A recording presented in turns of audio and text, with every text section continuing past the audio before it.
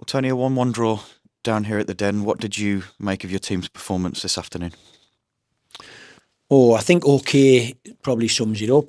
Okay that we fought our corner. Okay that we stood up to a team that were very, very intense and physical. Need to be better with the ball.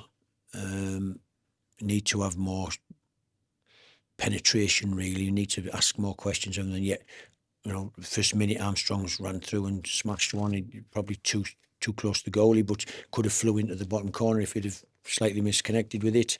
We hit the underside of the bar, bounced on the line. We could have been stood here saying we won 3-1. Chances come, chances go, and yet they had some chances as well with their physicality. Cooper was obviously a problem for us all day. But okay, listen, it's a hard place to come to Millwall, and especially after them losing 5 goals midweek. I'm sure that they were massively up for this challenge, and their fans seem to be, and put a lot of pressure on the officials today. So let's put the 1 point in the bag. We're allowed to be slightly disappointed with the performance in possession, but out of possession we stood up to a team that were pretty strong and physical today. Do you think we'll be a lot happier with the point than Millwall? I don't know. I'm not sure at how Millwall perceive our football club, but I think that we all want to win all our home games if we can. That's why midweek was so frustrating for us, really, against a team that didn't really come to win, a team that came to stop and frustrate, and had lots of men man-marked all over the pitch, and were pretty good at it. And then we got punished with a set play like we did early on today as well. But I think those problems are pretty easily resolved when Kyle gets back. When Bartley gets back in the team, and Semi produced a performance today. Again, I talk about his frame, 6'4".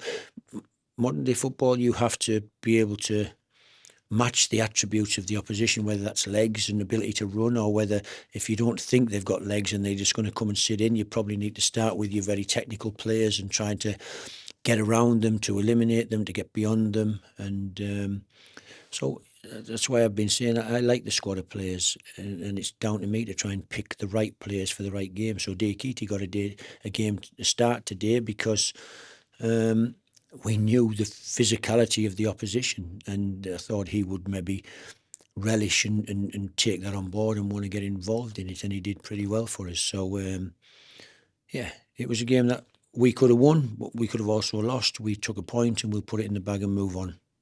Another man who played very well today was your goalkeeper, Joe Wildsmith.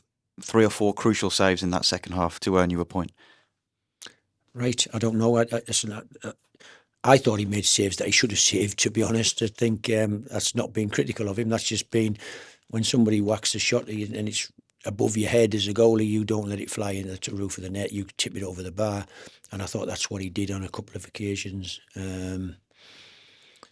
That's okay. Listen, the opposition are allowed to create chances and have shots, and the goalie has to save them. And I genuinely, it's almost like a narrative that the goalie had some saves to make.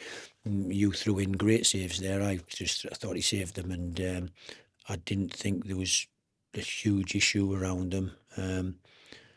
When somebody's through and he's one-on-one with the goalie and he's got the whole goal to put it in, and the goalie makes a brilliant save because he makes his body big, then I think that's a great save. Or if somebody bends one in the top corner and it's going right in the stanch and he flips it over the bar at full stretch, I think that's a great save.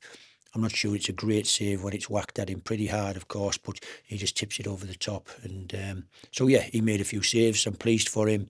I'm happy with the goalkeeper, and I think he knows that. And so let's just move on to the next game. And next game is Oxford at home. We have to target 3 points. We've got to keep the numbers ticking along towards 70-odd points. And that's what we aim to do this week in training, and try and make sure we, against the team that up until midweek were second in the form table in this league, we've got to make sure that we get 3 points against Oxford. Just finally, Tony, in the second half, how frustrating was it not to get a foothold in the attacking third, and how difficult was it to play against Millwall with that intensity when They were going long. They were going route one with the crowd behind them. It was difficult to force any attacking momentum. Yeah, I think you answered the question yourself. Really, it's tough. We prepare the team. We know what they do. We know how they play. They get the ball away from their goal. It's not as if we can press them really hard and nick it 20 yards off from their box and have one pass and we're in. It's another chance for us. You have to build up all the way through their team, and it's tough. They're experienced, good defenders, and we knew it's a tough game. That's why the game appears to be scrappy, because they knock it long and then they press the life out of you as you're trying to pass through them, and they're very aggressive.